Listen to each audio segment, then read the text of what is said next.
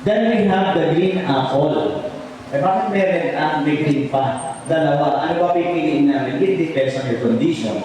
So ano ba yung gusto mong mangyari sa body? Kasi ito naman may green apple, cucumber, lemon, stevia, moringa, guyabano. So kung titignan nyo, yung cucumber kasi and lemon, ginagamit siya for the electrolyte effect. No? Yung ma-balance kasi electrolytes niyan. So whenever you put cucumber at saka yung lemon sa water mo, nagiging living water siya. So whenever you drink juice na may content na cucumber and lemon, binabalik niya yung electrolytes sa body mo. So mas nabubuhay ng maganda yung mga cells mo. So in between, no, i-compare natin, kasi ito yung function niya.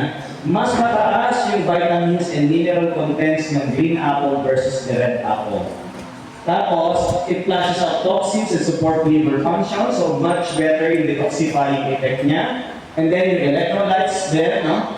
And kung gusto mong magpapayat, actually parehas naman sila, yung red apple and green apple.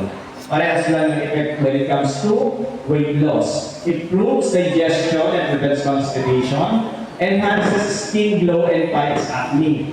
Mas maganda sa red apple pag sa skin. Kasi yung red color, yung red pigment, actually, natural sunblock yun. Pag kumakain kayo ng mga red tomatoes, yan, natural yung sunblock effect nun. Pinoprotektahan niya yung skin natin from the ultraviolet rays of the sun. Then it strengthens the immune system and improves oral health.